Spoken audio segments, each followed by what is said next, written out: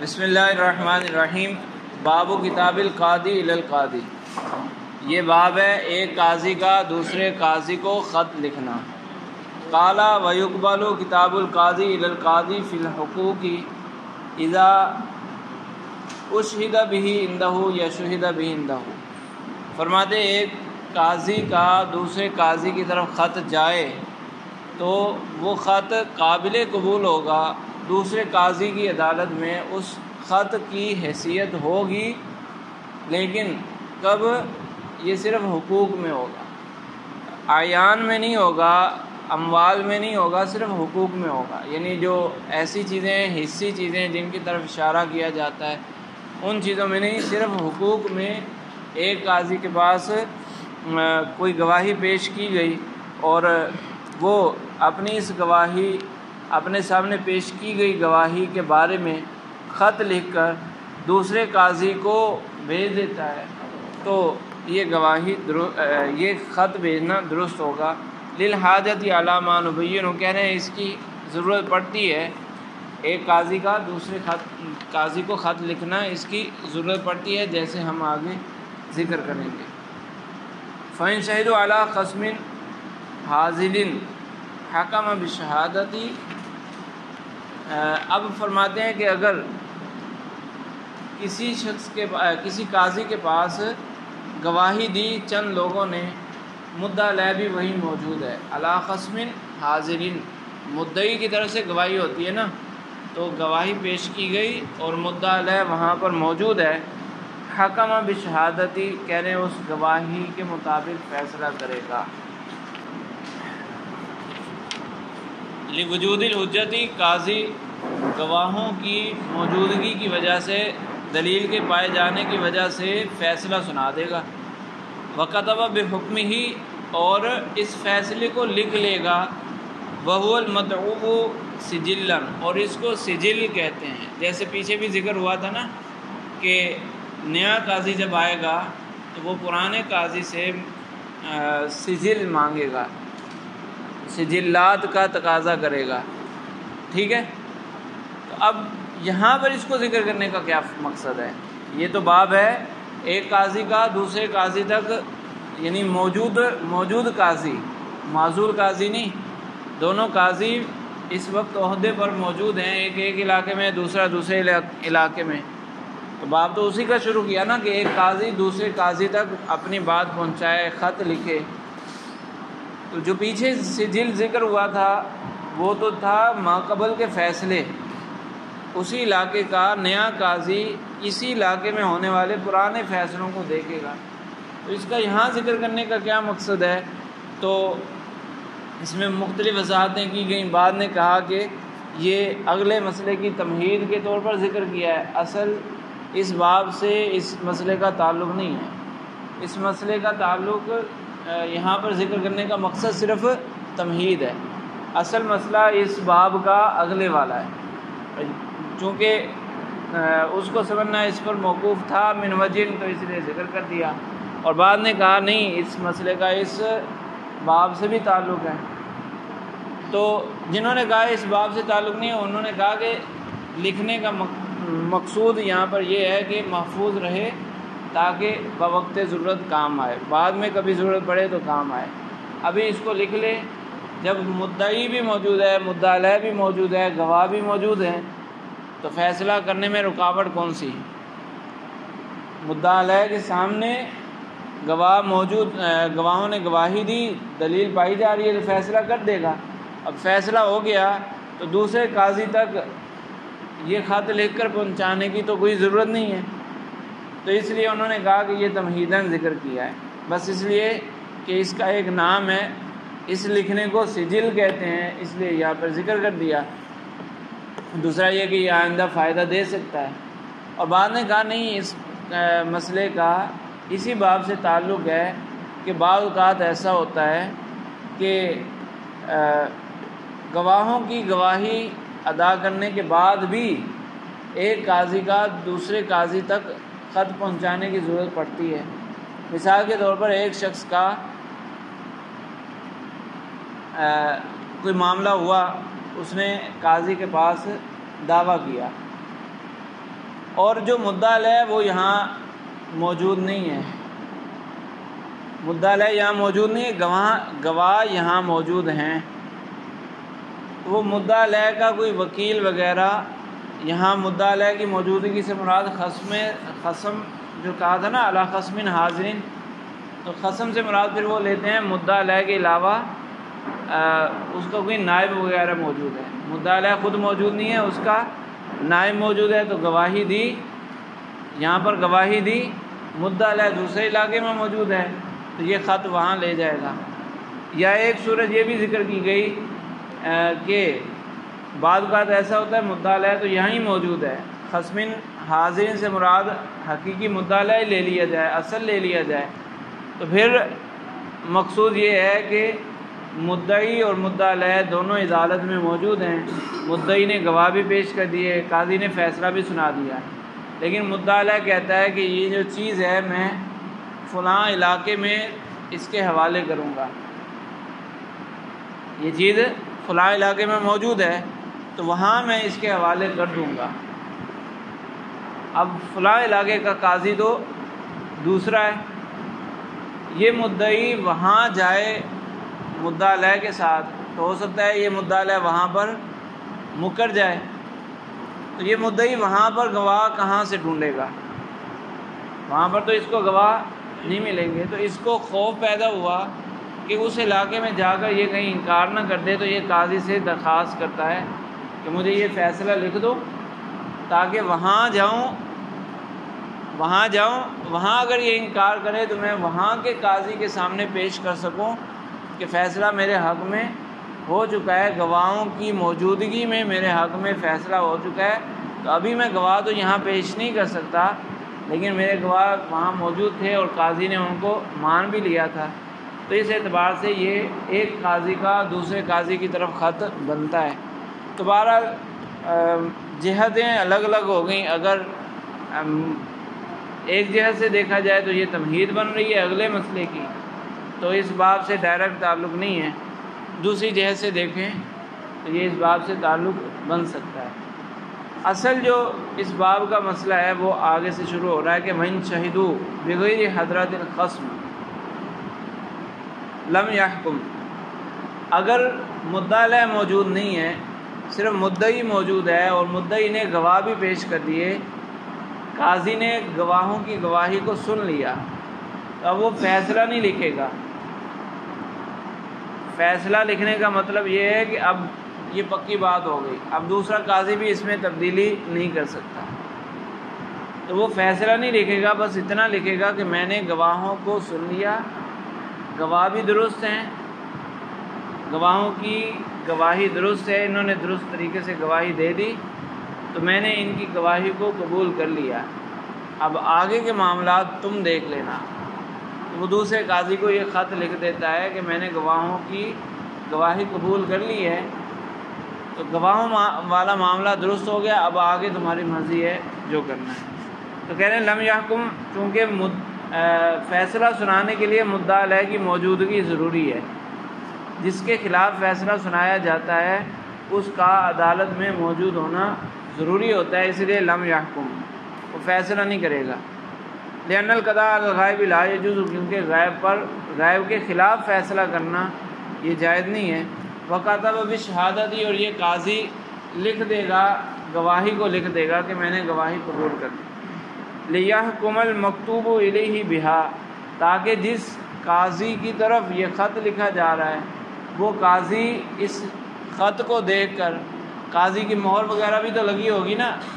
اس پہلے والے قاضی کی مہر وغیرہ بھی لگی ہوگی، تو اس کو یقین حاصل ہو جائے گا کہ واقعی یہ بات درست ہے، تاکہ یہ قاضی، یہ دوسرے والا قاضی، دوسرے شہر کا قاضی اس خط کی بنیاد پر فیصلہ کر سکے۔ وہذا هو الکتاب الحکمی، اس کو کتاب حکمی کہا جاتا ہے، وہ پہلے والا جو خط تھا اس کو سجل کہا جاتا ہے، اس کو کتاب حکمی کہا جاتا ہے۔ وہو نقل شہادت فی الحقیقت، اور اگر غور سے دیکھیں تو یہ خط نہیں ہے، غور سے دیکھیں تو یہ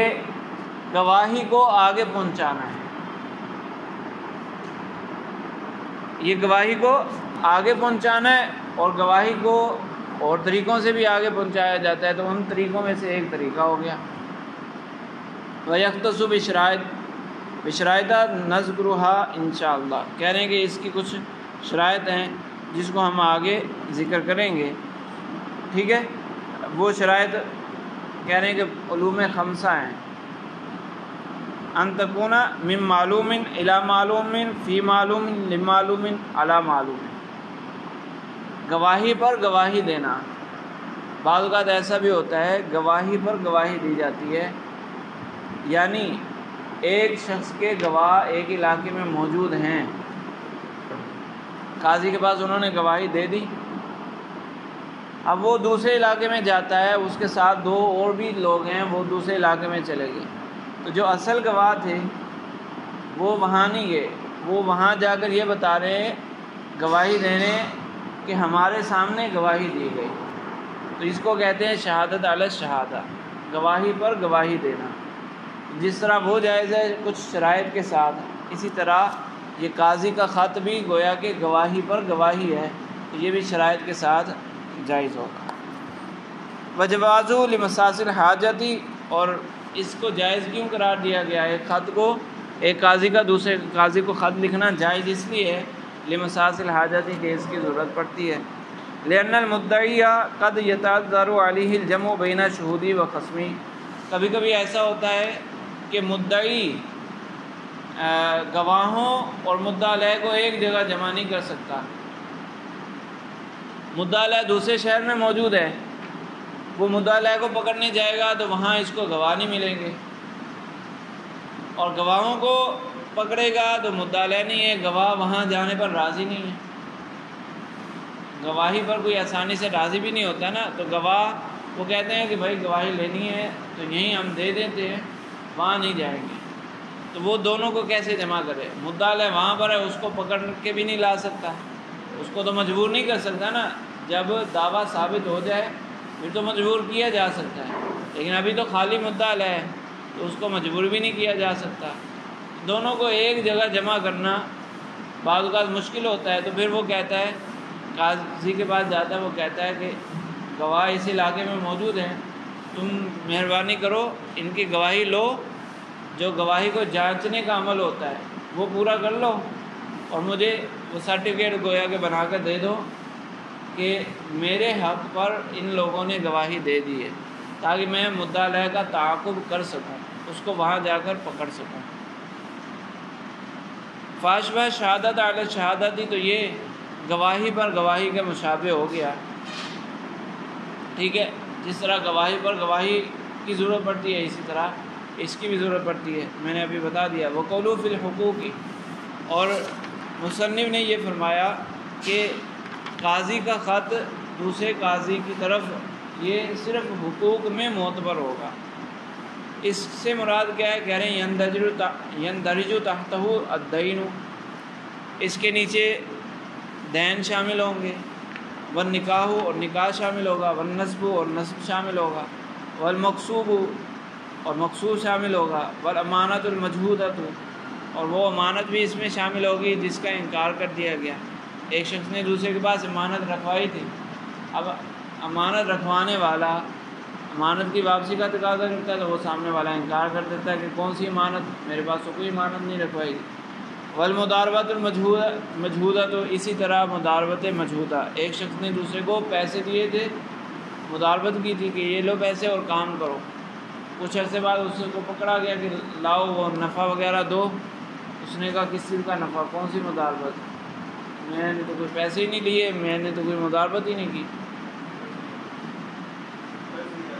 وہ قرض کا اقرار کرتا ہو یا وہ اس سے بھی مکر جائے، یہ بھی ہو سکتا ہے نا، تم کو میں تو تمہیں جانتا ہی نہیں، یہ بھی ہو سکتا ہے۔ لأن کل ذالک بمنزلۃ الدین، کیونکہ یہ سارے دین کے مرتبے میں ہیں، نکاح، نسب، غصب ہے، امانت مجہودہ اور مداربت مجہودہ، یہ دین کے مرتبے میں ہیں۔ وَهُوَ يُعْرَفُ بِالْوَصْفِ لَا يُحْتَاجُ فِيهِ إِلَى الْإِشَارَةِ، اور ان کا بیان اوصاف کے ذریعے کیا جا سکتا ہے، اشارے کی ضرورت نہیں ہوتی۔ اشارے کی ضرورت نہیں ہوتی، یہ بتا دیا جائے گا جیسے مضاربت ہے تو اس میں یہ بتا دیا جائے گا کہ میں نے اتنا مال دیا تھا، دراہم دیے تھے، دینار دیے تھے، دراہم تھے یا دینار تھے تو وہ کیسے تھے، کھوٹے تھے، کھرے تھے، اوصاف کے ذریعے بیان ہو جاتا ہے، اس میں تعین کی ضرورت نہیں ہوتی۔ لہٰذا انہوں نے کہا تھا نا کہ حقوق میں، تو اس سے میں نے بتایا کہ وہاں مراد یہ ہے کہ کوئی عینی چیز میں اگر جھگڑا ہو جائے، کوئی عین میں جھگڑا ہو جائے تو وہاں پر پھر ایک سے دوسرے کی طرف قاضی کا خط نہیں جا سکتا۔ مثال کے طور پر گاڑی میں جھگڑا ہو گیا، ایک گاڑی معین گاڑی ہے، اس میں جھگڑا ہو گیا، تو ایک کہتا ہے یہ میری ہے، دوسرا کہتا ہے کہ میری ہے۔ اب اس میں اگر قاضی گواہی لکھ کر بھیجے گا تو دوسرے قاضی نے فیصلہ دینا ہے، تو فیصلے کے وقت اس چیز کا موجود ہونا بھی تو ضروری ہے، اشارہ کیا جا سکے کہ یہ گاڑی، اس گاڑی کا اس کے لیے میں فیصلہ کرتا ہوں، تو یہ بھی ضروری ہے۔ تو اس لیے اعیان میں خط کام نہیں آئے گا، خط صرف بیون میں کام آئے گا۔ وَيُقْبَلُ فِي الْعَقَارِ أَيْضًا، چونکہ ہم نے یہ کہا کہ اعیان میں خط معتبر نہیں ہوگا، دیون میں خط معتبر ہوگا، اور وجہ یہ بتائی کہ دیون اوصاف کے ذریعے بیان کیے جا سکتے ہیں، اعیان بیان نہیں کیے جا سکتے، وہاں اشارہ ضروری ہوتا ہے۔ تو اسی بنیاد پر پھر کہا کہ جو زمینیں ہیں وہاں پر بھی خط کام آ جائے گا، خط کے ذریعے کام چلایا جا سکتا ہے۔ کیوں؟ کیونکہ زمینیں اگرچہ اعیان ہیں لیکن یہ ایسے اعیان ہیں کہ جہاں اشارے کی ضرورت نہیں ہوتی، اشارہ ضروری نہیں ہے، اوصاف کے ذریعے بھی اس کو بیان کر دیا جاتا ہے۔ وہ حدود وغیرہ بیان کی جاتی ہیں، باؤنڈری بیان کر دی جاتی ہے، علاقے کا نام بیان کر دیا، گلی نمبر بیان کر دیا، مکان نمبر بیان کر دیا، اس کا رقبہ بیان کر دیا، تو معلوم ہو جاتا ہے۔ یہ جو آج کل کاغذات تیار ہوتے ہیں تو کاغذات میں پورا لکھا ہوتا ہے کہ اتنے گز ہے اور اتنے فلاں فلاں، ان کی اپنی جو زبان ہے، یہ پٹواریوں کی جو اپنی زبان ہوتی ہے اس زبان میں وہ لکھتے ہیں، وہ سارا لکھا ہوتا ہے کہ یہ کس کس جگہ پر ہے اور کتنی قسم کا، کس قسم کی زمین ہے۔ تو اس زبان کے مطابق صرف بیان کرنے سے تعیین کا ہو جاتی ہے، اشارہ کرنا ضروری نہیں ہوتا۔ تو اس لیے یہ کہا گیا کہ عقار میں بھی، جائیداد میں بھی ایک قاضی کا خط دوسرے کی طرف معتبر ہوگا۔